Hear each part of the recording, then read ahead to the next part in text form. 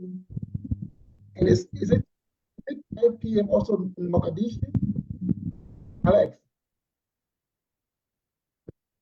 It's Mogadishu right now is 4. Oh, it's 4 Mogadishu. Yeah. All right, so yeah. It's 6 So welcome to this. 5 p.m. Yeah, okay. So our viewers on this various social media platform, this is the continuation of our program on U.S. strategic relations with the African continent. This time we are focusing on what? Promoting democratic and what? Security dividends within the context of the AU roadmap of silencing the guns 2030. Today's topic is based on what news media analysis in terms of what happened in the DR Congo, right? We know very well there are 3 Americans who were allegedly announced to be involved in the coup. Actually overshadowed what actually happened in that country last Sunday. So what we will be delving into, our topic is it an attempted coup of attrition, or it's a checkered past of democratic sham, the DR Congo, right?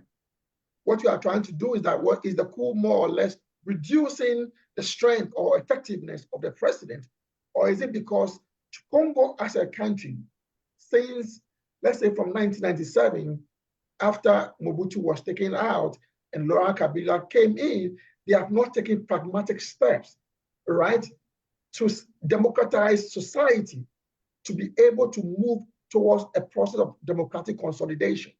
So is it a coup d'etat? Is it which of this? Is it reducing the effectiveness of Tshisekedi, or is it their failure historically in the past, since 1997, to be able to forge a path, right? To help us delve into these issues today will be Dr. Benjamin Mashal, who is a professor of political science in the University of Juba. He is joining us from Juba today. Professor Mashal, you are welcome to the program today. You're welcome. Thank you. Then, yeah, we have Colonel Alex Khan, who is the chief of ATMIS, African Union Transition Mission in Somalia. He is joining us also from Mogadishu, Somalia. You are welcome, Colonel Alex Khan. Then finally, we have Dr. Nicholas Mendy, who is a researcher, ISS, Institute of Security Studies, who is joining us from Nairobi, Kenya. So all of our 3 panelists, you are welcome. And for those of our viewers and our listeners joining us on the various social media platform, we want them to know that this program is brought by current courtesy of Bell and Associate Consulting and Budget IT Ghana. We are not going to get into this promotion today because we have very serious issues to deal with. We are going to take opening remarks from our panelists. Then I'm going to give you 3 options for which you choose to delve into your opening remarks, which is going to be probably like a minute. This week we've had the African Union, right, make statement on what is happening in the Chad. Last week we discussed Chad, right, in terms of the election that was held over there. There was a dispute, and the constitutional court ruled in favor of Derby, right, whose father ruled the country since 1990 all the way to probably like 2003, 2001 or 2003, when he was overthrown, right? He was killed and his son took over. There was a transition over there. The election was held just last week and he won the elections. So you can comment on the African Union statement on that. The African Union hasn't made any valid statement because they actually said none of the transitional government members should have contested for election, right? Which was headed by Muhammad Derby, but he went ahead and contested the election. So the African Union has not made any valid statement. They don't want to comment on it. Or we could talk about the AU statement also on the DR Congo. Your opening remarks will be on the AU statement on DR Congo, the coup that happened over there. Or you have the option of commenting on the red carpet visit that was given to Kenya's President Ruto on his visit to the United States. So you have all these 3 options to choose from in terms of your opening remarks, right? So let's go to Dr. Mendy first. Your opening remarks in terms of which of these 3 you choose from the AU statement on Chad, the AU statement on DR Congo, on Ruto's visit to the United States. Well, if you want to comment on all three, feel free, because Ruto's visit to the United States has actually overshadowed the African Union statement on these two countries. I don't know whether you are aware. If you go to LinkedIn, it's all about his visit and his visit and his visit. Meanwhile, the AU has made serious statement about what happened in Chad and what happened in DR Congo, which we in the US are not reading about. So you have the option to either comment on all three or choose whichever one you want to comment on. So thank you so much, Prof, and warm greetings from Nairobi. I just finished speaking to an Al Jazeera program where we were discussing on President Ruto's visit to the United States and what that really means in terms of the region and in terms of US-Africa policy. And if I could just give my thoughts on that, you find that it is quite alarming at the rate in which the United States has really embraced Kenya. It is almost seems like it is over, it's trying to really make up for lost time, and it's using Kenya. And the sentiments actually that I'm receiving from many of the Kenyans here in Nairobi is that they are worried that such a move will signal, there's so much coziness between the United States and Kenya, which actually people think that it is also dangerous for Kenya. That Kenya has now been designated as a non-NATO member, plus a lot of goodies that have come from the United States. And I think maybe if I get more time, I can really comment on that particular instance. I'm here also to discuss on the coup, that attempted coup, which was foiled in the Democratic Republic of Congo. Of course, it has a lot of implications, and I'll be happy to discuss what that really means in terms of President Tshisekedi's coalition government, as well as projection towards his second term as president. Thank you so much. All right, thank you very much. Let's go to Dr. Mashar, all right? Any of the three, Ruto's visit, AU statement on DR Congo, and AU statement on Chad. I think my comment will focus on the U.S. trying to reverse Kenya going its foreign policy of Kibaki from 2002 until 2020. Remember, and I'm glad Dr. Mende is in Nairobi. Much of all those infrastructure that you are seeing there were not built with American dollars, were built with Chinese money. And I think it is in the United States' interest and Kenya to bring Kenya back to its orbit. It remains to be seen whether Kenya is going to be designated as an ally, partner, or a friend. And I think having lived in the United States for the last 20 years, it is less likely to be one of those. So it remains to be seen. And I think, it is in the United States' interest. I don't think Ruto visits to the United States as overshadow Africans' union position on DRC and Chad, because the United States is not the one that's being addressed. The situations is happening or are happening in two African countries. So I think the African Union should target Africans everywhere on its messaging, more than talking about its own issues to other powers. And then I will come back to that issue of Congo later on in particular, because I think, what had happened in Rwanda in 1994 is a game changer in that region. And again, 1995 to 1996, 97, 98, and then 2000, we knew what had happened there in that country. And the bad relation between the two presidents of the two countries, between Rwanda and Congo, is very, very contentious at personal levels. So those are the areas that I would commend. I think U.S. is trying to bring more allies to its side, trying to cut Beijing's infiltration or Euro relations on Africa. And also what is going on in Israel too is taking away many of American traditional allies in Europe and other part of the world. So Kenya is one of those friends of Israel on the continent. going back to its relation to 1960s. So this has to be borne in mind, why this visit is very, very important. At this time, Israel is very unpopular to many, many countries. So bringing in Kenya, that is very, very close allies or friends to Tel Aviv is very, very important at this contentious period. Thank you. All right, thank you very much. Let's get briefly from Alex, any of the three, maybe you focus on what? AU statement on DR Congo. Give me your background, right? What do you think about the AU statement that they released on the DR Congo? I think originally it was in French, but briefly it was talking about, it's very unfortunate about what happened over there. They are very happy that the army were able to quell whatever happened over there to bring the country back to stability. So what is your brief take on that?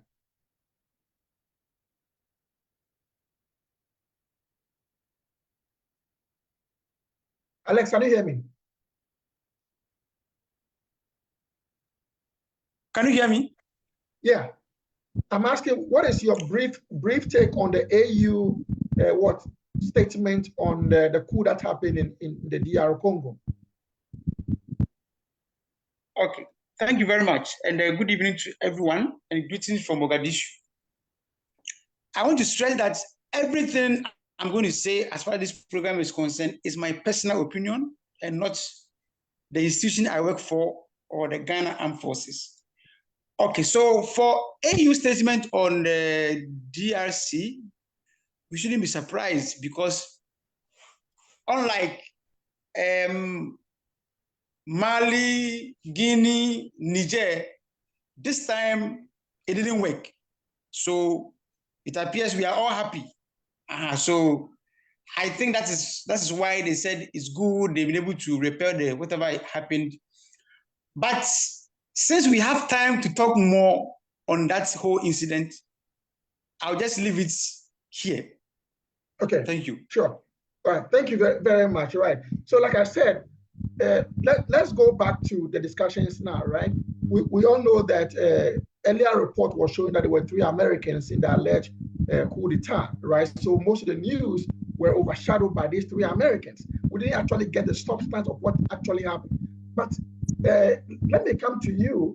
Last week, Friday, we had to discuss Chad, right? And we know what happened in Chad in the 1990s.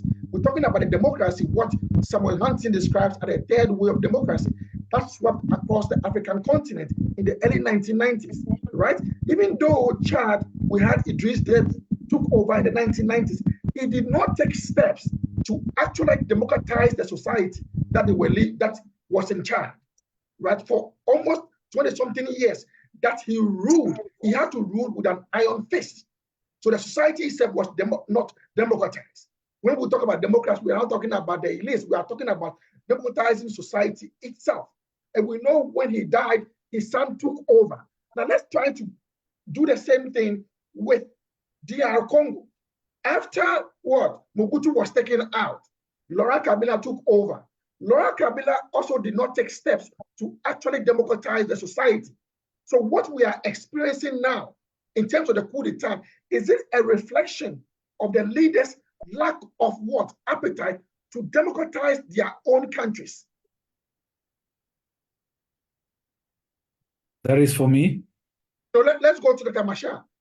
Dr. Machar, what I'm asking is that if you are making a comparison between what happened in Chad in the early 1990s, all the way to the time that Idris Deby died in 2021, right? And you compare the same thing after the overthrow of Mobutu, and Kabila also took over in 1997. So from 1997 up to now, can we say that the elites or those who have taken over in the DR Congo have not actually taken pragmatic steps to democratize the society in order to lead the country towards a democratic consolidation? Okay. Thank you, Professor Kwe. You remember when we talk about democratization, it is supposed to be a grassroots process. It's not supposed to be from top-down approach, which is one of the reasons why an external driven democratization does not last for a long time, okay? let alone a democratization that has to be planted in a divided post-war conflict or almost failed state or collapsed states. Let's go back to history of Chad. In 1980s, when Eisenberg took over, there was a brutal civil war that occurred there. And you know, for the first time for one African person to be able to bring back the states from the collapse, because remember the Chadian civil war has brought down the state and the state collapsed, okay? So the state was revived by Eisenberg and it was through brutal process, okay? Those brutal process led to his demise and his toppling in the 90s, in late 1990s, late 1980s and early 90s by some of his guys, which include President Idris. Okay, Idris did not, because he's a military, he's not an electoral. He did not engage in the process of grassroots mobilization like what Museveni did. You remember when you are fighting, you're supposed to build institutions, okay? So what had happens to TPLF, Tigray Liberation Front and Eritrean Liberation Front, those people, and also NRM, those people built institutions as grassroots. When they took over, it were those institutions that they used as the governing structures in their societies. So the process of democratization is going on, but in Chad, they never did that. Come back to DRC, you know, Mobutu compromised and he became an agent of neocolonialism, trying to undermine the hard-won independence of Congo.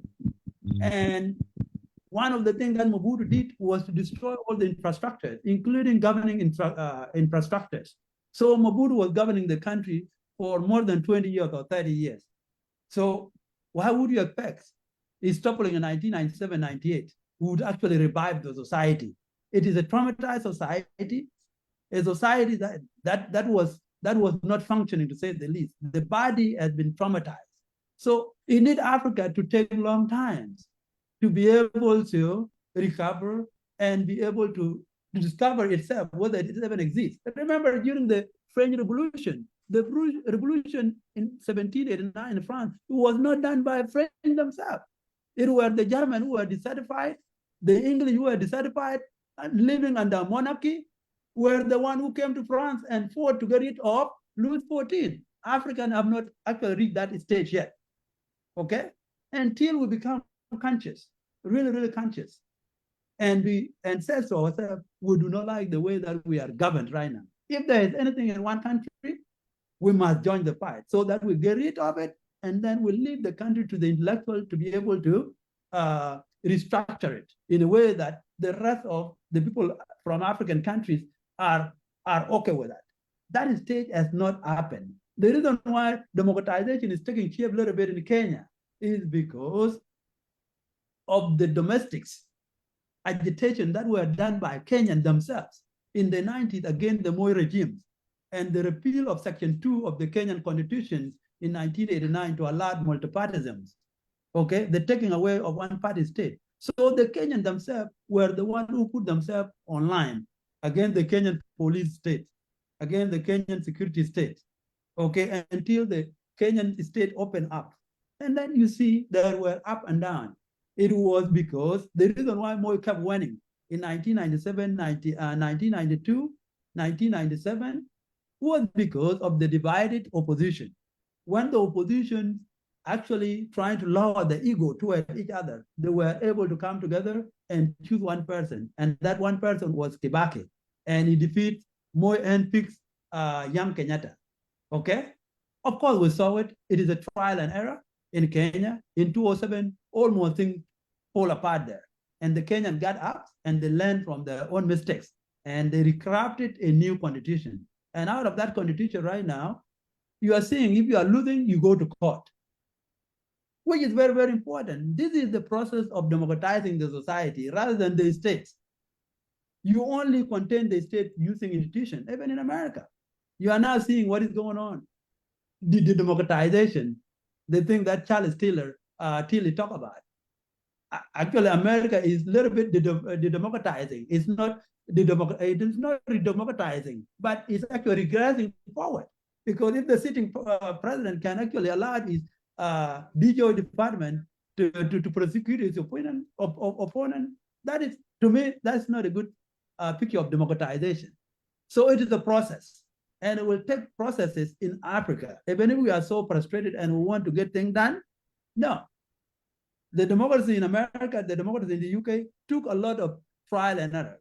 I'm not saying that the stage in which we are in are very good. No, they are not good, but it is a process. That is the most important thing. And it's very frustrating. I'll come back to you.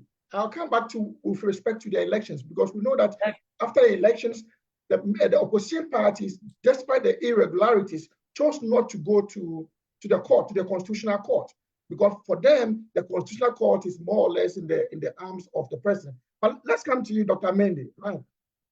Some people who share the view that this coup d'etat was expected, in the sense that, let's try to go to what happened in Sierra Leone, right? In Sierra Leone, we had elections somewhere around November, December of 2023. I bet what 2023, right? Now there were election denials. Don't forget the African Union. One of the challenges of the African Union is situations of election denials. When you have election denial, there are practical steps that should be taken to avoid violence. It is part of the AU roadmap of silencing the gas, right? In Sierra Leone, there were election denials in Sierra Leone. 1 month exactly after the election denial, there was a coup d'etat in Sierra Leone, right? Now let's come back to what happened in DR Congo. We know that the opposition leaders denied the election, that there were irregularities and there were fraud and all kinds of intimidations, right? There were days that the election had to run, some had to run into days, 6 days and over, right? The opposition leaders denying the outcome of the elections, wearing that early warning signs, right, to the government of Chequered that there could be the probability of a coup d'etat based on what we saw in Sierra Leone. Well, if you actually look at this coup, attempted coup, if you may call it, or foiled coup, actually people even question if it was actually an attempted coup, because if you go by the characterization of coups, then this does not even, feature, or, it cannot amount to any serious. In fact, I was just writing, as I told you, this was a very amateurist type of attempt by novice people who don't understand what it takes to even carry out a coup. But that being said, as I've said, the dynamics of different coups, there are different dynamics or different factors and circumstances to coups. We have seen in the Sahel, there are different dynamics, the external dynamics, especially what Machar is talking about, the external neo-colonial tiredness of, French, but there's also issues of security, but there's also dynamics around, disenfranchisement of the people. And that's why you find maybe even elected, because of sham elections, people want to maybe get away from this particular coup. So and then, for example, if you look at Gabon, the circumstances of the coup, was this family that has ruled for a long time and all that. So there are different circumstances. But if you look at the Congo coup in particular, I don't think, I've done a bit of reading and research and spoken to a bit of people to understand the dynamics of this particular war. And one of the things that is standing out is the ineptitude of President Tshisekedi. And it is actually looking more likely that Tshisekedi, who is in a governing coalition, is at a very relatively weak position. The fact that he has taken 5 months actually to form government in itself is worrying. Any serious government that has won an election, you can't wait for 5 months, 6 months before forming a government. Of course, he appointed a prime minister in April, and now the government has just gotten a speaker. And you can see there are a lot of internal dynamics. And for me, I read the attempted coup as, there's some sort of a vacuum that was left because of this delayed response in forming government. And there are a lot of other dynamics. For instance, it is actually imagined that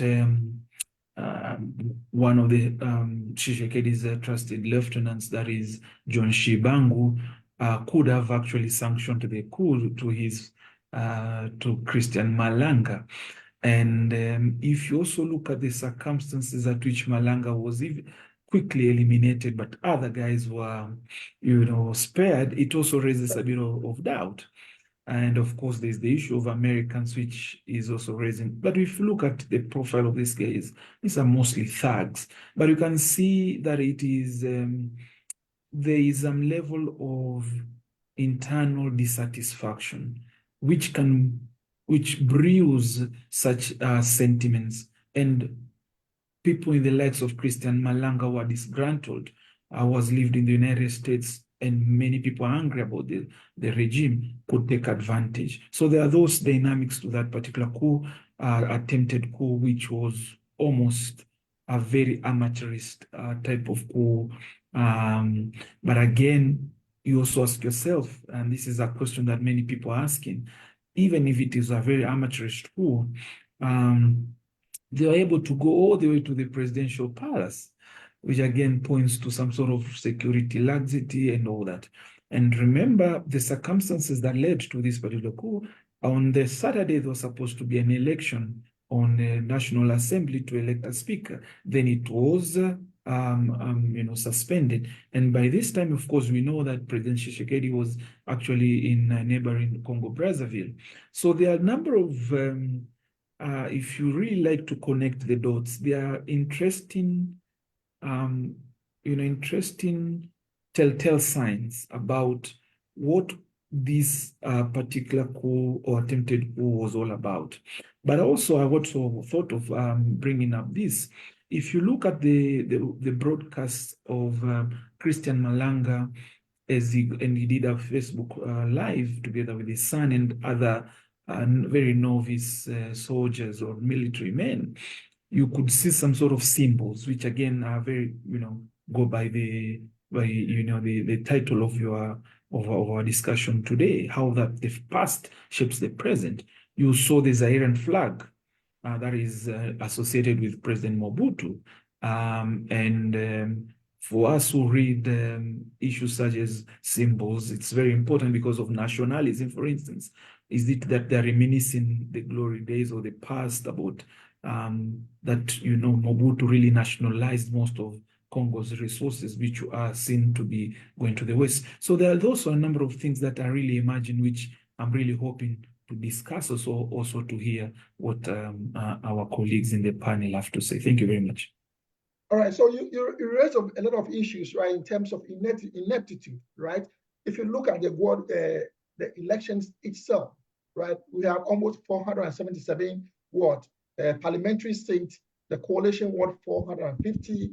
Desiccated Party, which is Union for Democracy and Social Progress, won only 69. So that means they had a real problem at hand. So let's hold on to that. But let's go to the coup itself, right?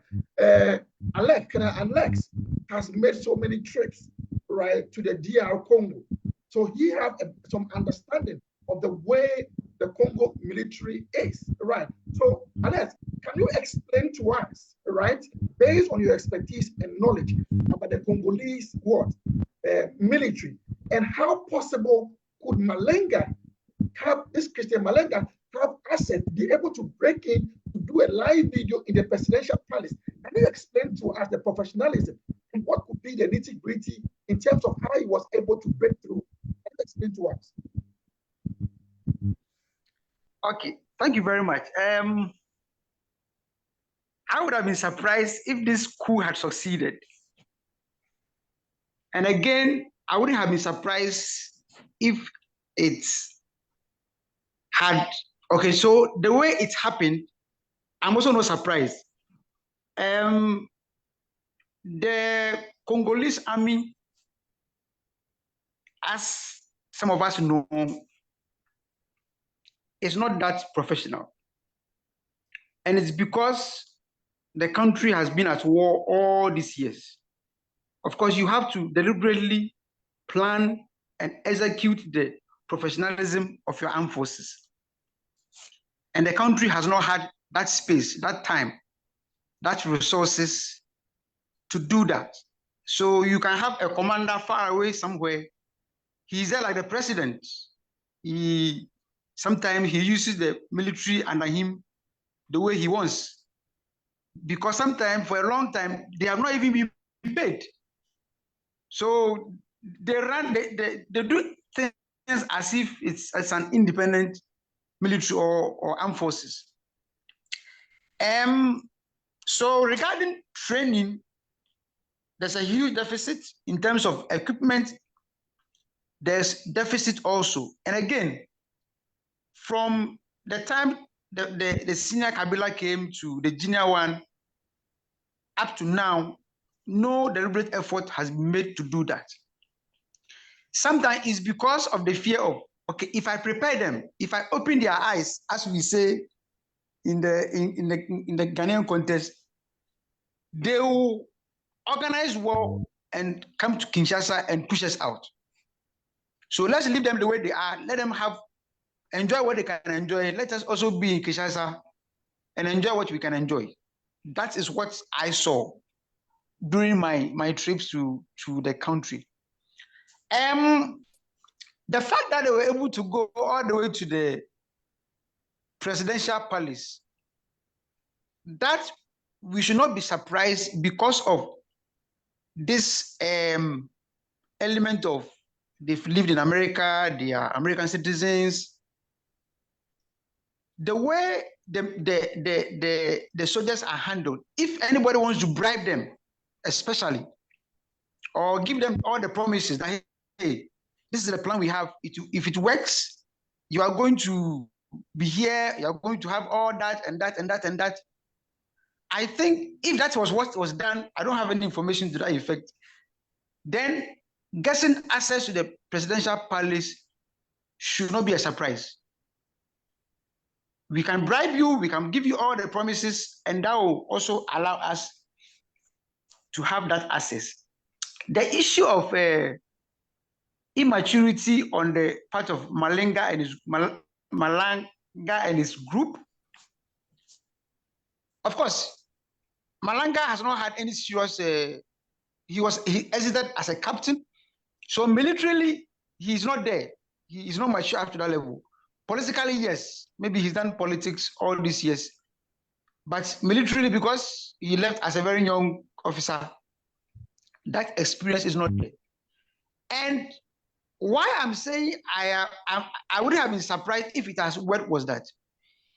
If it is the feeling of a large portion of the military, especially those in Kinshasa, then though we don't expect it, let's support it, because hey, these are military guys, they understand us, they know our sufferings, they know our feelings, they know all our problems. So they would have supported it because, okay, if Tshisekedi is going to be kicked out and somebody is coming who understands us, why not? Let's support him, though they may not have had an idea about it. But the fact that these guys would have been in charge and say, hey, look, we've taken over, support us and let's make our life better. Why not? They would have supported it. And the fact that the president was also not in the country. Let me briefly follow up on something that you indicated, right? Malanga and his crew were in the presidential palace, right? They were live streaming the presidential palace. I want to take your mind back to something. Historically, if you look at coup d'etat on the African continent, it's normally from what? Bottom up, right? But recently, from what we have been seeing in Mali, Niger, Gabon, right, were mostly people who are close to the president, presidential palace people. They are the ones who have been engaging in the coup d'etat. If you look at what has happened historically, and for the past 3-4 years. So can you look at the situation whereby maybe there was a betrayal on the part of those people at the presidential palace, in terms of maybe Malanga had some sort of encounter with them. They have given all these promises. that, yeah, we're going to help you to overthrow the government. But once it got it over there, maybe things turned out in the wrong way. Just trying to make analysis based on what happened in West Africa. Would you think that he was betrayed by probably people in the presidential palace? Okay, good. So sometimes you may not have been able to contact everybody in that palace. Sometimes it may be some few leadership or some close friends, because you don't want the plan to leak. You don't want to contact everybody. So it may be that some people who feel closer to the president felt that, hey, we shouldn't allow this to happen. We are going to fight these guys and make sure that whatever plan they have doesn't succeed. So that could be possible, that not everybody in the palace knew of the plan and felt that it is their responsibility to make sure the president is protected. So it's, from what you are saying, yes, it's possible that not everybody knew the plan. So those who didn't know how to now fight to ensure that these guys were not successful. All so right. that is what now. All right. Thank you for your submission. Let's go to Dr. Mende. Right. Based on the analysis that I've just made, right, we saw what happened in West Africa, right? Mali, Niger, Burkina Faso, right? In terms of mostly people who are close to the president, they were those who actually did a coup d'etat, right? What could be different in the case of the DR Congo? Was it a betrayal by people, the presidential guard, even though they allowed him access to the presidential guard whilst he was live streaming over there? What would have happened in that short time that he was the only person who was killed and the other people were protected? What could be the reason why? That's speculation. It's kind of very weird based on what has happened in West Africa. Yeah, you are right. And to a great extent, I agree with Alex. But even if DRC is categorized as a very failed state and all that, but when it comes to presidential protection and security at the palace, of course, there are certain standards that are there, of course. But we also understand the tragedies that Congo is facing. But on the question of betrayal, and again, it is also very surprising now. Today is Friday. The coup happened on Sunday. There's not been official statement whatsoever from the government.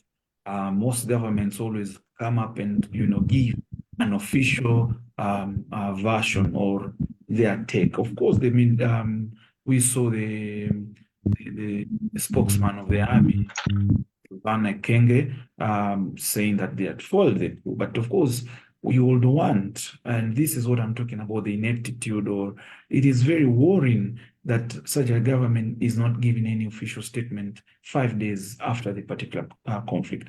And for me, I'm also reading a lot into the individuals involved in the conflict. I've mentioned about this individual called John Shibangu, who comes from the president's province of Kasai. And he, in 2011, was supporting Etienne Chequered with Felix's father against Kabila, all right? And then you recall that John Shibangu was accused of trying to attempt to kill Joseph Kabila, all right? And then all of a sudden, he shifts allegiance and he supports Joseph Kabila again. And then he shifts allegiance again and he now supports Felix Tshisekedi. And if you can even Google this guy, John Shibangu, that is John and then Tchibnug, John Shibangu, in January of this year, he was actually sent by the President Felix Tshisekedi to come to Nairobi for some talks, delivering a message, the president's message to the Kenyan President William Ruto, which again is, who is this guy he doesn't have any official position, but if you even read in Rwanda papers, he's just a controversial figure. But again, it is alleged, and don't quote me on anything, that once you recall that President Museveni was in Nairobi, I think last week, where he met with President Ruto. And it is alleged that John Shibangu had attempted to come and convey a particular message to the two presidents. Of course, maybe this Museveni understands the region and all that, but it is quite telling in terms of the circumstances. And as I've told you, if you even read a lot of tweets coming out from people in Congo and Kinshasa, they tell you that there is a strong link between John Shibangu and Christian Malanga. So it would have been that John Shibangu, all right, who until now we are saying is an aide to the president, okay, based on what I've just told you, he now goes, he gets sanctioned to go and execute this particular attempted coup. And of course, it just gives you some levels of assurances that maybe Christian Malanga had gotten. And maybe that's where I also agree with Alex to a great extent. Probably there are people who would have benefited from the coup had it been successful, as much as amateurish as it was. So there are those circumstances which I'm trying to just connect the dots in terms of trying to unpack what really could really have happened. But again, my point is, even it just shows, one, there's also coalition politics. All right. If you look at this attempted coup, so there was a bunch that went to Palais de la Nation, that is the presidential palace, and another group went to Vital Kamerhe, who was then running for the position of Speaker of the Nation. Of course, yesterday he was elected with a close ally, a close associate, and of course there was also an attempt to also go to the house of the Prime Minister and of course the Defense Minister Jean-Pierre Bemba, which maybe they didn't find the location, as the news tell us. So you can see there is some level of loose coordination.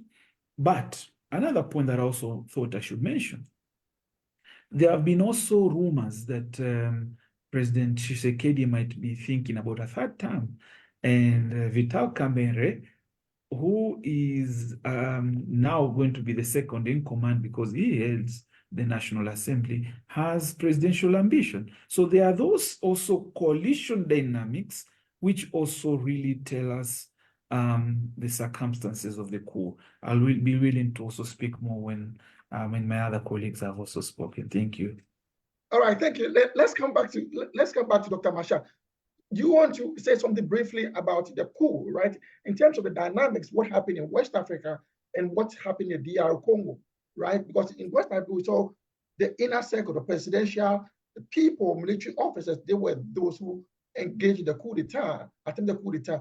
But in the case of DR Congo, it's purely an outsider getting access to the presidential party. Do you want to say something briefly before we go to a follow-up with the next question to you? Yes. These two scenarios are total different. In West Africa, it is unorganized within the military that take over power. And in the old convention of military coup always happen at the lower levels, far away from the capitals, whereby the disgruntled group is well organized, disguised itself from information to be leaked to the superior. And they came to the capital and surprised almost everyone.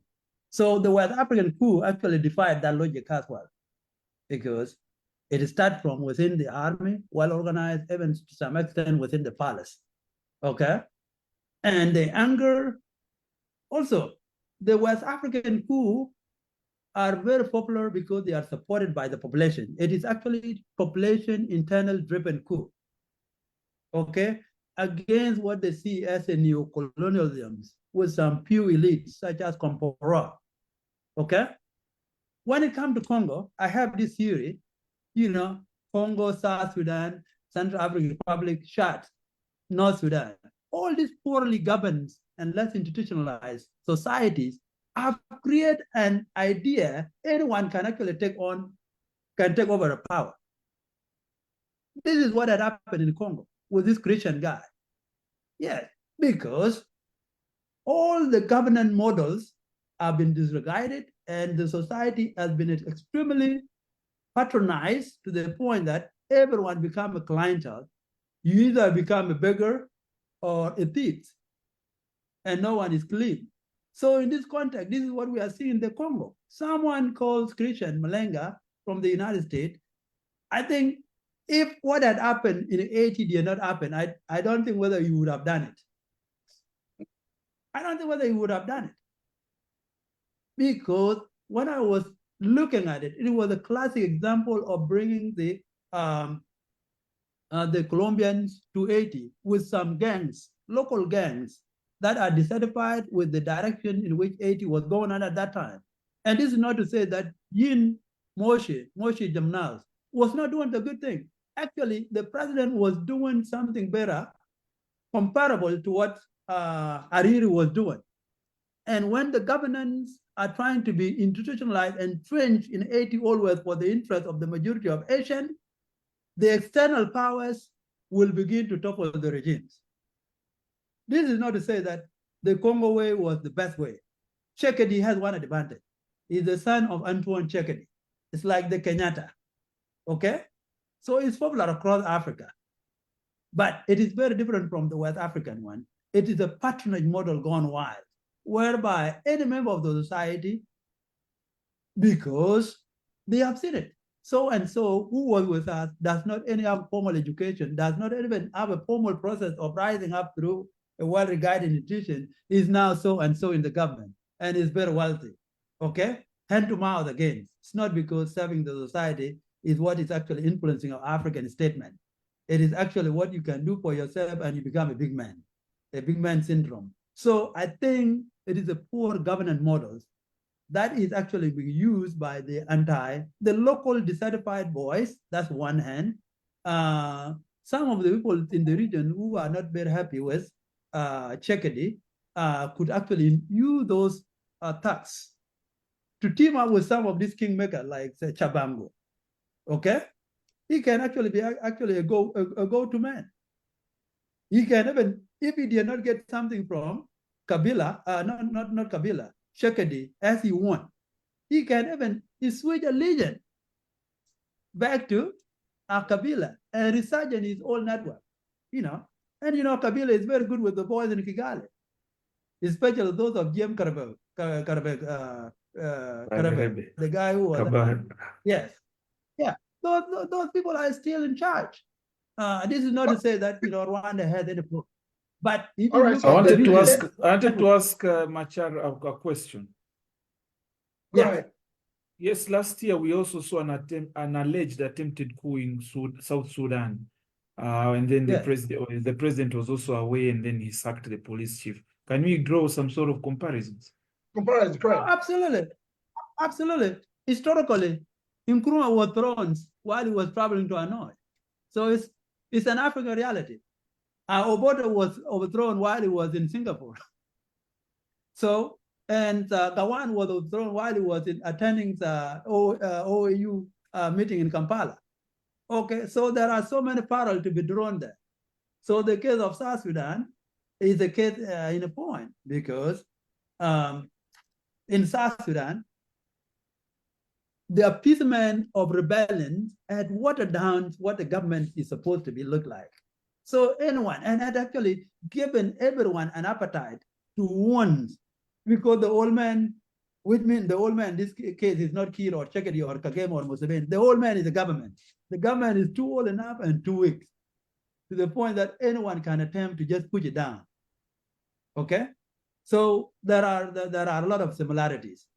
There are a lot of similarities in this one. Similarity in the sense that this society are poorly governed, and the mode of governance are not based on institutions. And when the institutions are very weak, anyone can just come and take over and think that they can reinstitutionalize the society again and create the state the way that they want. All right, thank you very much. Let me come back to Dr. Mendy, right? Yeah, Dr. Masham make the issue of our poor governance model, talking about clients and patrons. We see in DR Congo, political entrepreneurs, right? If you look at the coalition, it's a huge coalition, right? Wouldn't you also make, I don't want us to focus on the regional actors. I want us to still focus our attention within DR Congo. What could be some of the factors, the variable that might have contributed to the coup d'etat? Don't you think that Tshisekedi's hands were tied? Because out of a coalition of 450 members of parliament, he holds only 69. So there is that wrangling, internal wrangling, power struggle within his coalition. And this could have opened up, right? This could have opened up the way for other people to bring in Christian Malenga to cause a coup d'etat. Don't you think that his hands were tied? Because he has a minority in the coalition of 69. Because most of the presidential candidates are political entrepreneurs. These are individuals who form political parties for their own interests. So his hands were tied since December. Up to now, he's not been able to set up his government, right? So like his hands were tied because of the coalition and because of the number of seats that he has in parliament. And this could be one of the reasons that could have contributed to somebody allowing this thing to happen. Yes, you are right, probably, if you are to go. So that's the nature of coalition, sadly. So his party has 69, you said, and then Vital Kamerhe's party 35, and then we have Modest Bahati, who has also 35. So those are the top, the top contributing parties in the coalition. So if you just go by those numbers, and then of course Jean-Pierre Bemba's party has 19 seats, and of course there are a number of constituencies where they were not able to do elections because of security. Yet, right, Yes. So if you just go by those numbers and recall that in 2019, 20, there was also a similar type of a coalition, and then it broke up. That it was, there was a sort of pre-election agreement between Tshisekedi and the former President Kabila, but it went ahead and collapsed. DRC's case is quite interesting. I think I also compare it also to Kenya, where coalitions are the way to go. Parties like to build a lot of coalitions, and sometimes, we have individuals, but not political parties. So political individuals are very strong. So the likes of Kamerhe, the likes of Jean-Pierre Bemba, and on the like. So even in Kenya, for those who understand Kenyan context, for instance, the Kenyan government now under Ruto is made up of coalition parties. Of course, there's this UDA party, which is quite strong, but there are many, almost 15, 20 coalition parties, and that's a very dangerous precedent. But if you look at, and I like the point that you look at the poor governance clientele patron relationship. So DRC came from a situation where there was a very strong party, the MPR party, the Mobutu party, that controlled virtually everything. And then all of a sudden it broke, and then now people started forming political parties and other small, and that is also why we also have so many rebel groups, for instance, and so on and so forth. But you're right, the circumstances that led to the coup could have been as a result of this internal political dynamics that are being manifested within the Union Sacrée, that is the coalition that is governing Congo at the moment.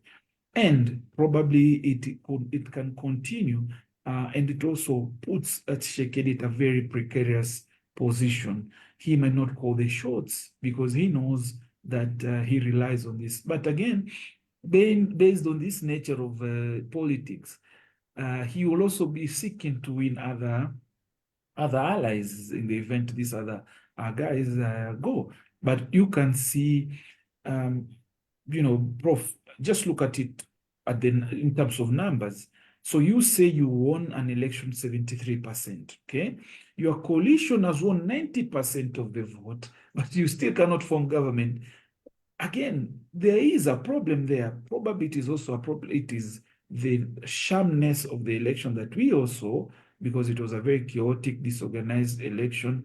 All main indications show that it was it was sham of an election, even worse than that of 2019. So you can see those local dynamics have also really, and it is quite unfortunate for Congo, which is one of these great historical ironies, very rich, but yet very poor, very, just very smart people, but it is governed by people who are political entrepreneurs who are beholden to interests, economic interests of big mining companies, economic interest of these foreign countries.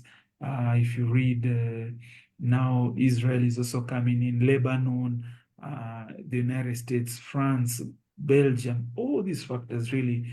And the extent of this is the Congolese people who are living in utmost, poverty. If you go there, finding it very difficult to even to live and even to make a living, for instance. That's why there are humanitarian situations, the war in Eastern DRC. So for me, I'm also looking at the impacts of all this, and it is the Congolese people, the poor Congolese people, who are really suffering the brunt of all these people who are now jostling for position up there, which is quite unfortunate.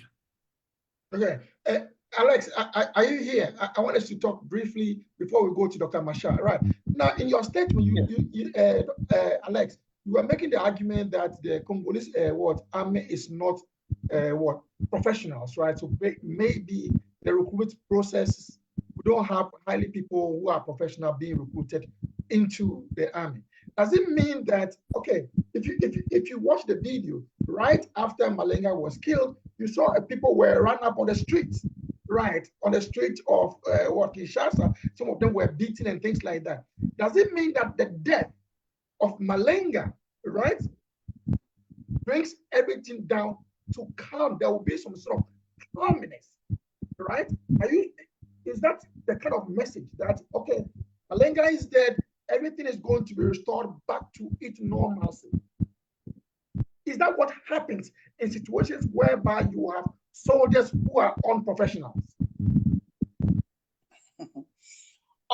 Okay, so from what Dr. Mendy said and what you have said, yes, the coalition won the election, but this was a sham election. It's not an election it was not a popular vote, but for the coalition and everything, it was going to be very difficult for the president to win an election. So it means that he doesn't have that popular vote as it happens in other areas. Then all of a sudden, a savior comes like Malanga, come to clear all these politicians away and then see how far we could go. And then he's killed. It means that it was possible, it was going to generate into some form of street protest. So let's make sure that whoever tries that is crushed.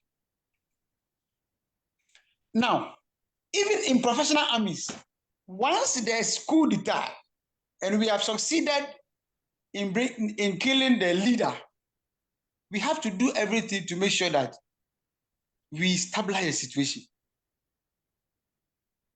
Because demonstrations, as we know, if not controlled, can also turn into something else, and it becomes something bigger than we can handle. So the fact that they tried to stop or crash this demonstration does not necessarily mean because they are not professional. But in all countries, when there is coup d'etat, it's been announced, the leader has been killed, we have to do everything to make sure that we stabilize the situation. So it was just many actions they had to take to make sure that immediately we have some form of order and stability. Okay, let me follow up with this thing. The government has not made any announcement in terms of whether there are top generals or people in high-level positions in the army, whether some of them were involved. Those that we saw being lined up on the street will probably be like low army officers, right? So let's say, okay, the low army officers have been marching the street, but since we don't know, but having access to the presidential palace itself means that what there should be some top army officers who are involved. So until those people have been brought out, still there will be some sort of tension within the presidential palace. Don't you agree with that? Okay, so the government is being smart in keeping quiet because this is what that will achieve. Everybody else who was part of the was a conspirator will now will not know what next will happen. Because okay, so we are going around, we are investigating, and you know you could be arrested anytime. We don't want your name to be mentioned for you to run away. We don't want to come out for people to feel that oh, we know what they had helped or not helped in bringing Malanga, how far he was able to come. So that may be the reason why the government has decided that we will be quiet until we've done our investigation and really dug deep and gone down into exactly what's happened.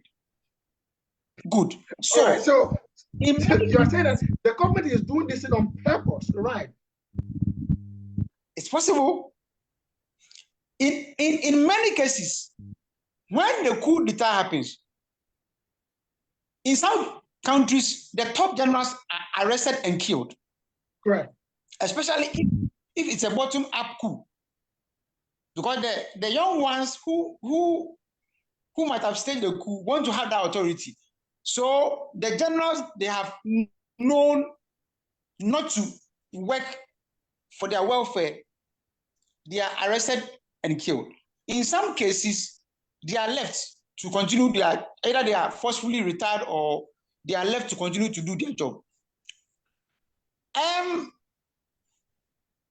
Because they will not be in a position to have reversed this whole coup if they were not even part of the plan, if they didn't know it.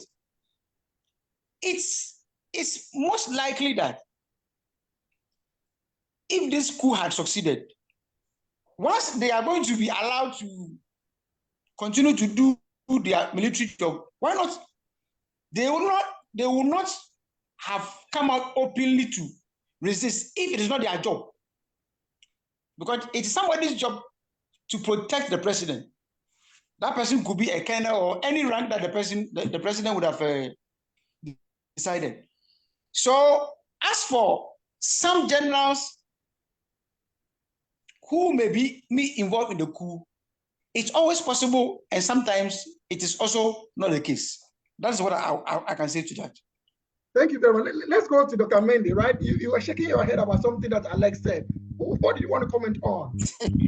Yeah, I look at it on both sides, Alex, which I really appreciate you pointing this out. Sometimes we have so much, we have so much, we can't, so low standards for our countries that we even want to accept mediocre. That's the sad part of being an African. Sometimes we need to, we need to act professional.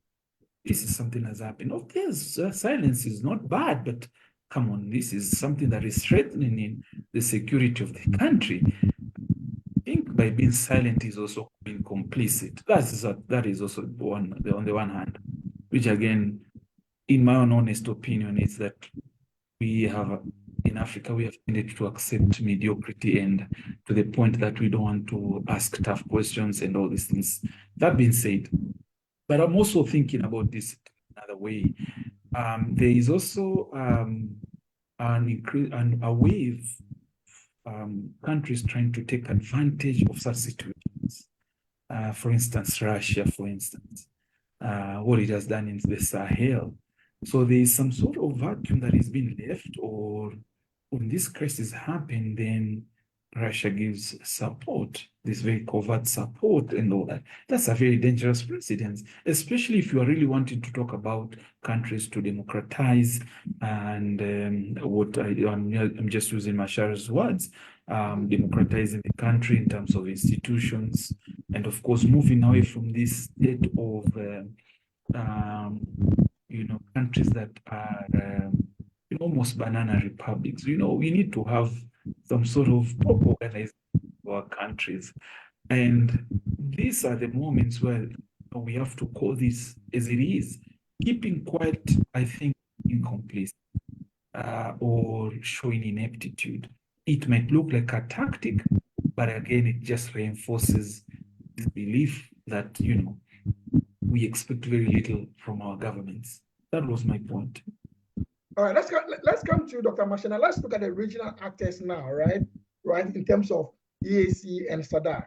We all know what happened during the AU summit between Chequered and Paul Kagame, right, with respect to M23. And we know during the elections, the M23 did not allow the CENI, which is the Independent National Electoral Commission, right, to come and register people in areas that it controlled. Areas controlled by the M23 were not allowed, the CEN did not allow them to come and register those people. And we know the situation with Paul Kagame. During the elections, during the campaign time, right, Chequered compared Paul Kagame to Adolf Hitler, right? During the campaign, he did compare him to Adolf Hitler. So how do these two factors, right? M23 not allowing the Independent National Electoral Commission to come and register people within its control, and referring to Paul Kagame, who we know historically, or according to the UN, has been supporting the M23. How do these two also play a role in the coup d'etat? Dr. Bashar. Yeah, there is a lot of there is so much antagonism right now between Rwanda and Congo, and in persons of Kagame and Chequered, as I mentioned before. And this dates back to the perceptions of what is the military doctrine of Rwandan Patriotic Fronts before it becomes a political party, and a doctrine right now made as the Rwandans' national security doctrine is offensive and preemptive strike, which is actually taken out from the military relation between IDF in Israel and RF and the fronts in Rwanda. That's one, okay? And also come back. The genociders or the people who are sympathetic to Rwanda genocide, who happen to be themselves Rwandans, are in Congo, okay? And according to Paul Kagame and his guys, we should not fight anything near Kigali or in Rwanda. We should always be fighting war outside. That's very, very important. And then because of the activities of M23, there are two groups there, Kinyarwanda and Banyamulenge. In North Kivu, you have Kinyarwanda and Banyamulenge in South Kivu. And those Banyamulenge are predominantly Tutsis. And they were targeted by these genociders in 1994, even if they were living together with the rest of their Kinyarwanda before, peacefully, under Mobutu, and how Mobutu played these patrol models back and forth. So I think, according to the Rwandan, there is still fear across the border, and with the heavy-handedness that Chequered came about, actually, trying to assert the Congolese interest. And you knew very well what happened to Kabila when he was trying to be assertive and trying to put back on what Rwanda is trying to do. We all know the history of what had happened. But Chequered, I think, is riding on this Pan-Africanism of his name so much. And he has a lot on his plates inside Rwanda, inside Congo. Remember what had happened in a post-Cold War environment. Even if the African government were only one party state, there were some semblance of institution. Take, for example, in Kenya, there was KANU, Now, it is tossed up for all. It is personalities. So now the new democratic elected leaders have actually put on personalism so much than institutionalism. They were accusing Moy and the rest that they were dictators and they were wielding everything. But it is only Tanzania where I see there's a really political party. Okay. Now Chequered is facing the same problem dynamics in the Congo. And that's why there are so many centers of power who can think that the center is enough for anyone to rise up and take it over. So those dynamics can be actually conduits where an external power can position its interests. And look, that Chabangu guy, he's like a tongue in the mouth. Okay, very smooth. He can flip back and forth. And don't you think that if the next election is going to take place, Kabila is going to put forward is a strong opponent on token that the country has not been well run in the last 10 years. Our foreign relations have not been going very well. Those talking points can be put up. So I think that there are regional implications about what was about to happen. Yes, absolutely, very, very serious. All right, thank you. Let me go to Dr. Mendy, right? Yeah, we're trying to look at... it might fail because there's no any strong regional push. That can even explode the region. Those who are behind it from the region that we would actually would like to accuse. So there was no much regional investment in that event. It could be more of internal dynamics. The reason why it could have failed was because this Malenga guy, some of the guys that he had actually talked with them before might have had a lot of problem with him. So they lured him in so that they get rid of him because vindictiveness, he might have actually crossed that way with them long time ago. Because you right now, Chequered is in power and maybe he's from the same province or he was an ally of the president. And when he came in and elbowed other people out while he was actually trying to be very nice with the president. And he got into trouble with the president, fled to America and enjoy himself. When he ran out of the resources, he tried to recruit some of the people to do that job. So he was lured in a way that he was going to take over, but they captured him because of internal dynamic of the Congolese society. Less of the regionals in my own way of looking at it. Yes, there are different personalities in the region, particularly between Rwanda and Congo, between Chequered and Kagame right now. There's really, really bad blood. But I don't think whether the Rwandan boys were behind it, whether this thing could have actually failed. All right, so Dr. Masha is making the argument. We're trying to look at the regional actors. We look at M23 with Pork. Again, there's another aspect which has to do with the conflict in North Kivu, right? We know the EAC had to bring in an army to temper down the conflict, which was led by Kenya, the Kenyan military. But we know that the Kenyan military were not able to tone down the advancement of the M23. They actually advanced, right? Which could also have created some sort of problem between DR Congo and Kenya. That is very well that Tshisekedi had to rely on what? Sadat to come in and try to resolve the conflict. So what would be the dynamics in terms of EAC not being able to resolve the conflict in North Kivu, and that compelled Tshisekedi to go to Sadat to invite the officer to come in?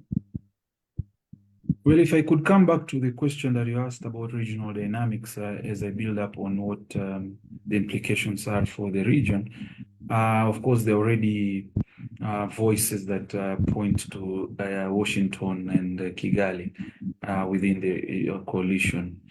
So there is a margin, links they're saying, they're accusing Rwanda and Washington within the coalition. For me as a political scientist, what I read into that, it is also a way to whip up nationalistic emotions so that you can get some sort of sympathy and so that we see that, you know, the external, the enemy is external. That could be one. That's the argument Chequered has been making, nationalistic. Yes, yeah, go ahead. yes, very nationalistic argument. And in fact, elections observers said Chequered did not really win because of the promises that he made, but because of the nationalistic rhetoric that he whipped, especially when you're introducing the subject about Rwanda and Hitler, all those type of things. It really helped to build his base. But again, the presence of Americans and Westerners doesn't look good even for the Americans. I know the Americans were quick, the embassy in Kinshasa was quick to say that it disassociates itself with those elements. One of the guys was known for, I think he had been convicted in the United States for marijuana and drug related. So yeah. Yes, probably he was just a criminal. But again, it doesn't look well. Then there was also, it is also imagined there was also a British national as well. So it gives a bad picture to the United States, and of course, now they are pointing accusations to Rwanda justly. So it's like what happened in Iran. When the president dies, of course, we'll have to say probably it is Israel who had a hand in it. Of course, it's a strategy, if I was to use Alex's words, to deflect. But again, in terms of the implications, I'm also, because DRC now is a member of the East African community. We have not seen any particular statement that is coming from the East African community, which is a bit worrying. And of course, it is also looking like why Rwanda has also been thrown into this mix. It's looking like Kenya is becoming a close ally of the West. And we can see there is that geopolitical battle which is being manifested in many ways. The fact that this Shibangu was seen in Nairobi, it also, you know, I know it's very early days, don't quote me on this, but there's, if you were to now draw some sort of connections and lines and dots, maybe you're doing an investigation and you're putting picture of Malanga, Congo, blah, blah, blah. So you can find some interesting correlations. The fact that you asked the question about Chequered look into the south for support and not east, it was also made him lose friends, right? Friends in Kenya and maybe Uganda, and of course Rwanda were not very good at times. So this East African bloc which tried to assist, and then they pushed them away by not renewing their mandate, and then they went and sought this mandate of SADC. It has brought a rift in terms of who Chequered was, who are his friends. And it was very clear, if you look at the January inauguration, many East African heads of state shunned that particular swearing in ceremony. Does that point to that dissatisfaction or fissure between the Congo and the East African community? Your guess is as good as mine. Right. Okay, let's come back to you, Alex, right? You have worked for the AU and the UN missions, right? Let's say you are a chief sitting down probably in the AU office or probably in New York and look at the situation going on in DR Congo, right? What will you be saying to the national actors in that region? Given what has transpired in DR Congo, if you are sitting down in Addis or probably sitting in New York and looking into what has happened in terms of the coup was aborted and the government is quiet, it doesn't want to talk. If you are advising the government on next step, what will you be telling them to do?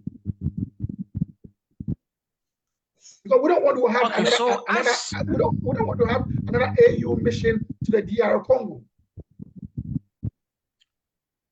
As Dr. Mendy has already said, the government has a problem at hand of all the post-election troubles that they have to face, trying to form government, address security issues, economic, all those issues.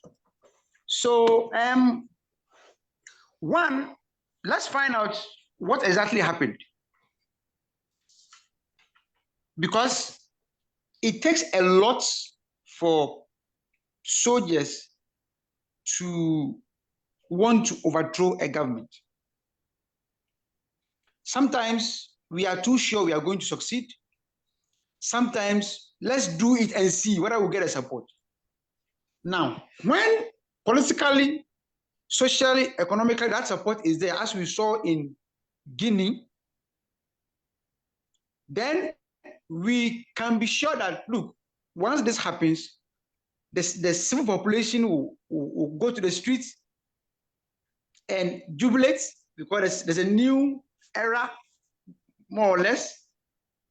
So then we are going to succeed. So for now, I think what the government should be doing now immediately is to, whether they want to talk or not, find out exactly what happened and address the issues. Because if the military truly want to overthrow a government, it's not too difficult to do. If they know they are going to get support, especially from the seat of government, if they are able to go as these guys went and overpower the whatever security that is there, it will be difficult for people in the eastern part of Congo to fight all the way to Kinshasa to go and overthrow them. So that's what I think they should be doing. One, now they have to really find out exactly what happened and make sure that they've put in all the measures to ensure that it is not going to happen again. Two, of course, if that investigation is done properly, all the issues that we were discussing just before you gave me the chance to speak would have been looked at. Was there any external influence? If it was, which country? Which, if it is either external influence in terms of governments, what about armed groups or armed actors? How did they help and to what extent? So that will bring all those things out.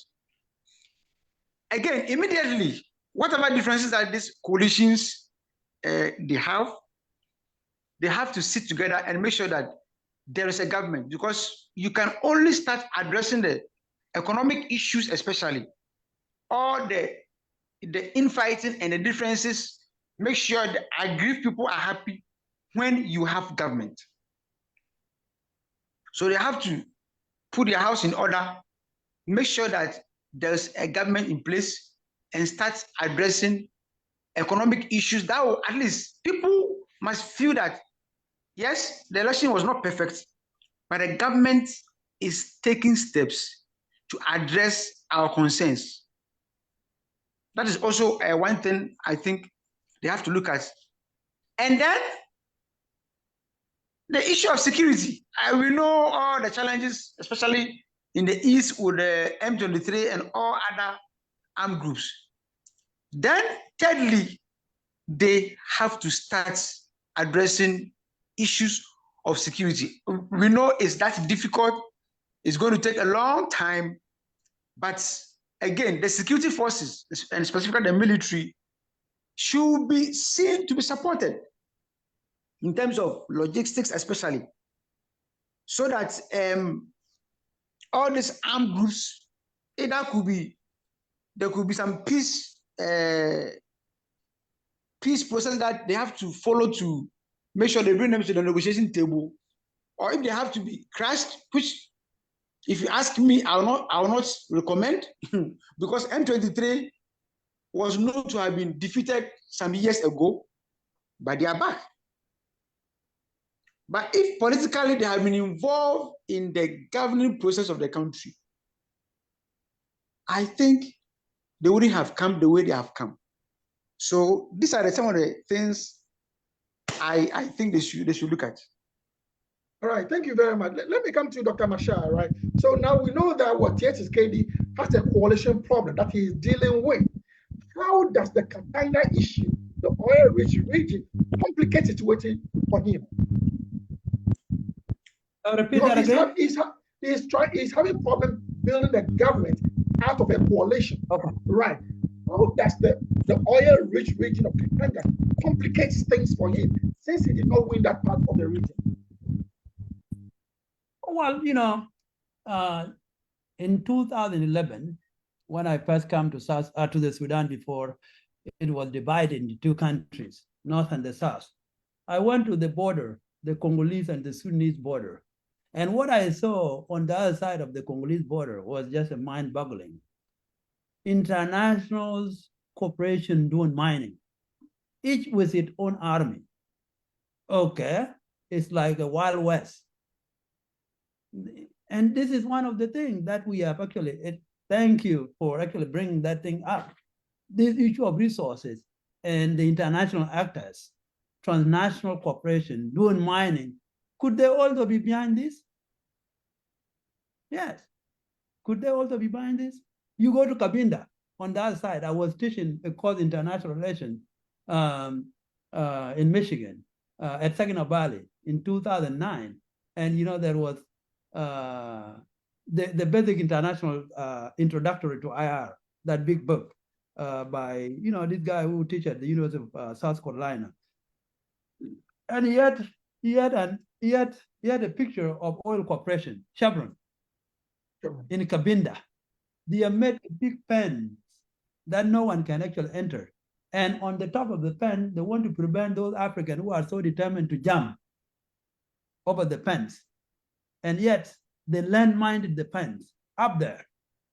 So they don't want any interaction between them and the local community or the local people. So in the Congo, there are so many internationals or transnational corporations that are doing mining. And if they are not happy with the government of the day, they can topple your government. You remember historically, how did Allende in Chile topples?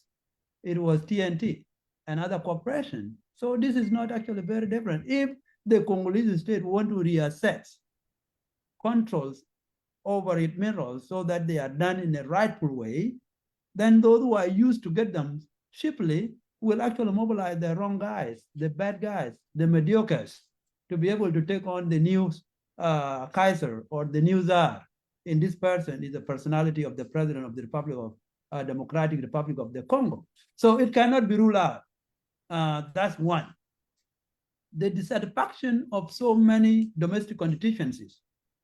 And again, our politics is not institutionalized. Even if we talk of democratization, and this is one of the things that I just don't like from our Western activists or our Western friends. They don't look at these issues. Africans is not governed based on institutions. And if you want to help us, you will help us in two areas. Number one, institutionalization. And that is not enough.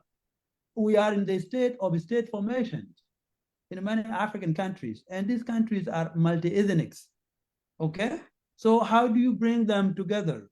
This varying degree of interest, individual interest, tribal interest, regional interest, business interest, and otherwise.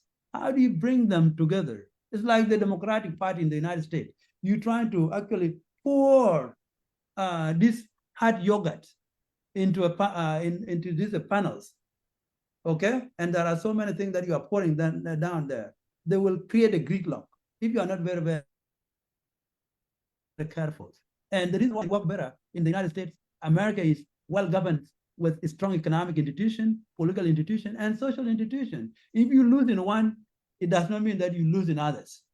So there's really a social security or social insurance to be able to govern your attitudes toward your opponent. It is not winner take it for all. In our case, because we do not have a strong institution, it is winner take it for all. And bring it back again to the region. Dr. Mendes said something very, very important. Why didn't the East African community actually say anything? Yes, and I think Chequered had made a lot of enemies within the region. Number one, DRC is a Francophone speaking country, and it has joined a predominantly Anglophone speaking organization. That's number one. Number two, when they structured the security in Eastern Congo, how did I know that it was dead from the very beginning? It was the fact that Kenya was the leading country, and Kenya does not have the strong military in the region. Okay? That has actually undermined it. Okay? Well, the fear was the reason why Kenya, it was given to Kenya, it was external power influencing Kenya to lead it. Okay? That's number one. Number two, because of the distrust of Congo on Rwanda and Rwanda, Burundi, and Uganda, which have the enough forces more than Kenyan. Okay? And South Sudan was just cohabited ends. Okay? And I was telling our people, no. We should not take this pile up.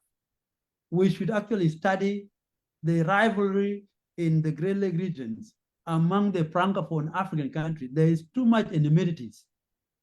If I were given the choice to rearrange, I would have convinced Tanzania to be the one leading it. Okay? Although Rwanda was going to object it, but Rwanda would have been talking to it instead of Nairobi. Nairobi does not have enough forces. So now, the region is not coalescing together to condemn the coup in the Congo. Some are saying, no, it's not even coup. Don't even accuse Rwanda. Don't even accuse the United States. It is because of patronage models of politics that is exercised across Africa has gone wild in less an institutionalized environment. So those are the dynamics that are both externals and internal. But I think more of internal factors are the one playing out.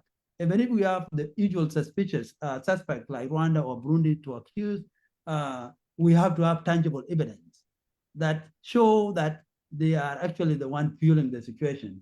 M23 never said anything about it. Yeah. And the reason why they did not say anything, there is no anyone from the East who is part of this conspiracy. Physically speaking, they are those who came from the Southwest or Deep South, or to the center, or to the north of the country. And they were, they did their homework. Why did they have to actually fight from Kinshasa into Brazzaville? You remember one of the, and the president was on the other side of the river, okay? So they have done the homework internally, and they knew the target, but it went wrong. The models in which they used was the Asian one, but the Asian one has actually also been studied. So they are behind the news when it comes to that. And finally, remember when Holder Roberto, the Bakongo guy who was in Angola, PNLA. You remember when he came to mercenary and trying to take Rwanda? You know what happened in 1970? They were all captured and they were put on trial.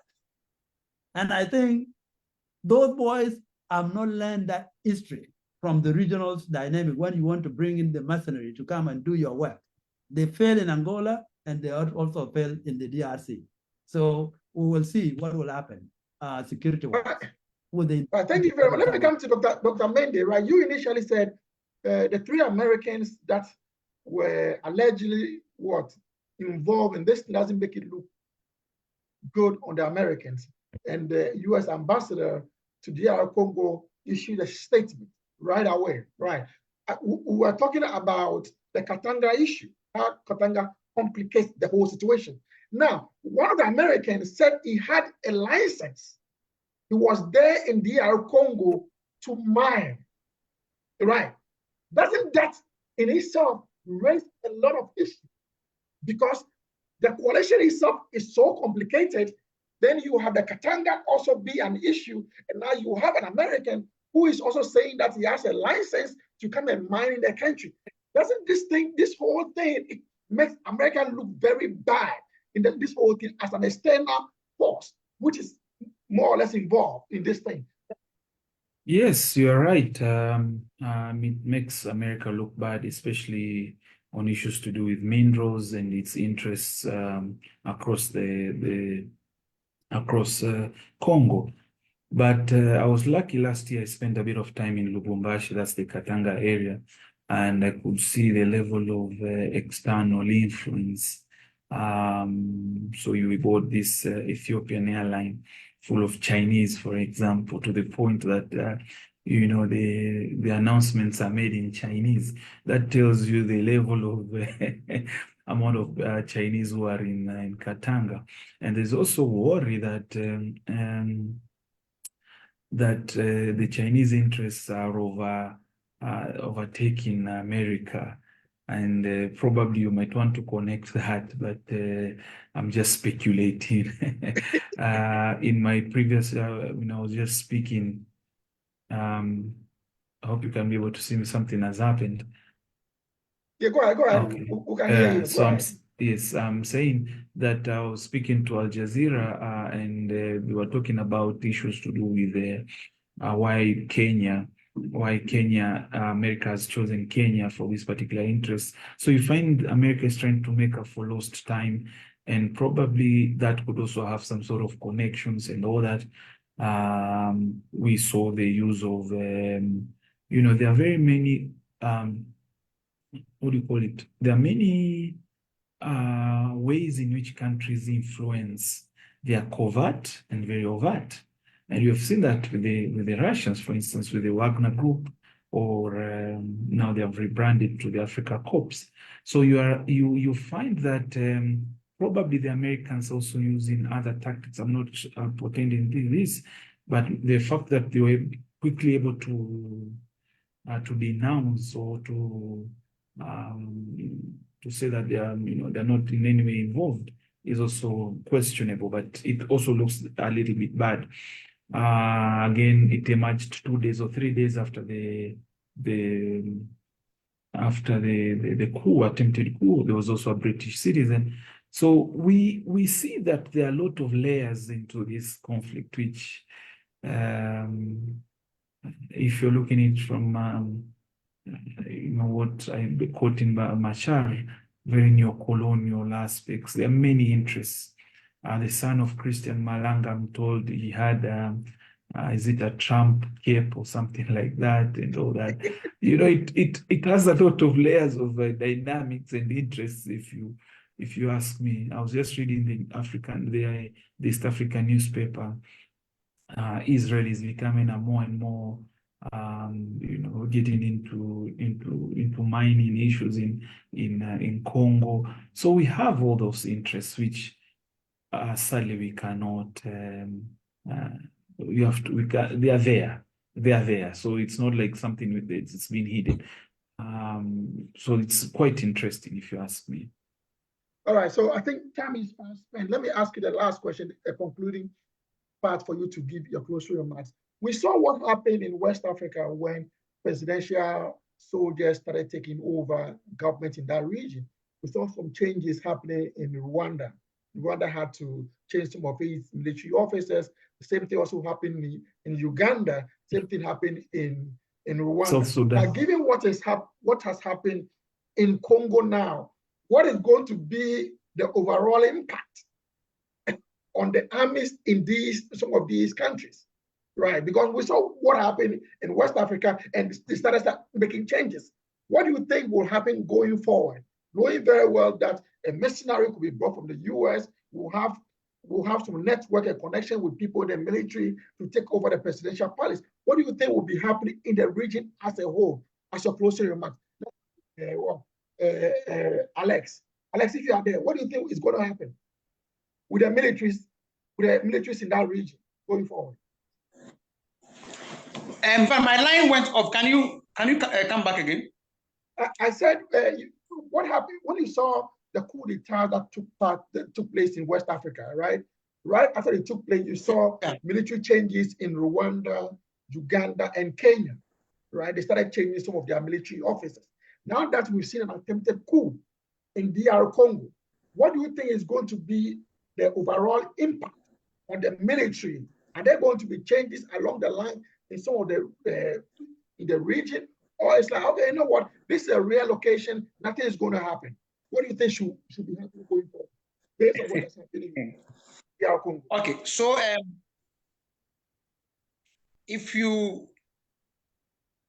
Congo is a bit of a complex situation. Okay, these Americans, alleged Americans, I don't know. We know the way America works. If America really wants to help overthrow a government, they will not do it this way. So I think that these guys were just deceived. Maybe they didn't even know what they were going to do. and they ended up where they were found.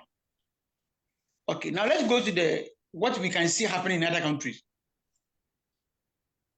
Just from what you have said, if in faraway West Africa, it pushed some government to more or less change some appointment or reconfigure leadership as far as military is concerned, I can't see that happen again, but it's rather put pressure on military leaders, not political leaders. Because in that case, they have to do a lot to ensure that their eyes and ears are on everybody and everywhere. So I can see a lot of pressure on military leaders because when it happens, it means you are not in charge. Because if you are in charge, you should have seen it coming. So instead of politicians going to change military leaders or reconfigure or rearrange their military leadership and how things work, I see it more these guys, military commanders in the region, feeling the heat and making sure that they are watching everybody. Yeah, but because Alex, if you are really watching everybody, Alex, wouldn't that go into security sector reform? You said security sector reform is a process, right? But based on what happened in West Africa, right, and we saw some security sector reform, military being changed over there. Based on what has happened in the DR Congo, like you are saying, it's going to put pressure on the military, right, to keep their eyes and have more intelligence on the ground. Wouldn't that also enhance or contribute to security sector reforms? Why not? Why not? It means that you, whoever you are as the chief of the armed forces or whatever it is, you have to really look at your system and ensure that at least whatever you have to do to make sure the soldiers feel happy, quote unquote, you are doing it. It will mean more engagement, trying to make sure commanders at every level is talking to the soldiers, finding out their issues, and addressing especially those you know you can immediately address. So that is what I see most military leaders doing. Fine, for some political leaders who are not sure of their position, then they have to sit down, or they may sit down and say, okay, look, if this has happened close to us, can it happen here too? If it can, what do we do? So in some areas, they may say that if after doing their own assessment, they feel that there are certain changes they have to do, they may do it. But that may still not stop determined young officers who can exploit a situation as we saw in Niger. Because if we are a presidential guard, we are in the home of the president. Once the others hear that there's a takeover, like I said from the beginning, they will hardly resist, because sometimes there's this sense of we don't like what's happening. We are not happy about what's happening. Yeah, so I think in some countries, they may also really look at the way their military structure is, making sure that people who are perceived to be loyal to the government are put at the right place. All right. Thank you very much. Dr. Marshall, let me come to you for your closing remarks. You brought up the poor governance model, right? And we know for the military, they see what? Coup d'etats, low-hanging fruit when there's discontent, right? So are you making the argument that military takeovers or coup d'etat are going to be with African countries until we have good governance? Would that be your analysis? Or would that be your... It can be. Go ahead. It can be yes. It can be yes and no. It can be yes in the sense that if our militaries were well organized, well trained, well doctrine based, and professional, which is not the case in many African countries, right, except few in West Africa. Okay, and that's why you are seeing what had happened in those countries.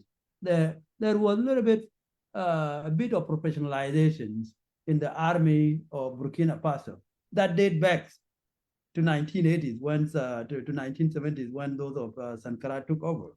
Okay, even if Blaise Compaoré blame him for whatever he did in that country, I think he did not deviate from professionalization of his army, which was very good. That was not the case in Ivory Coast.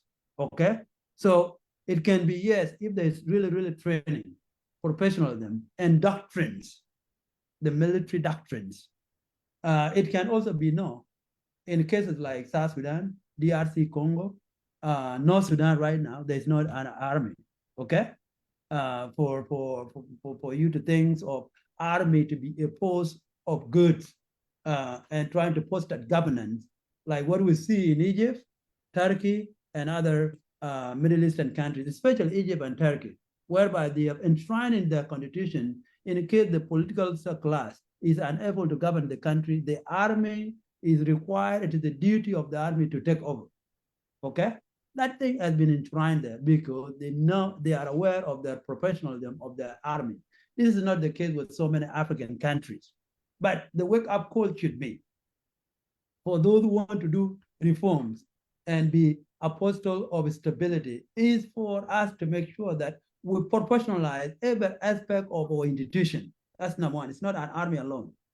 Even the political class, meritocracy, whoever to be hired should be hired based on his education and parent base, not based on other things that have actually divided and weakened us and made us mediocre, to appear mediocre in the eyes of almost everyone.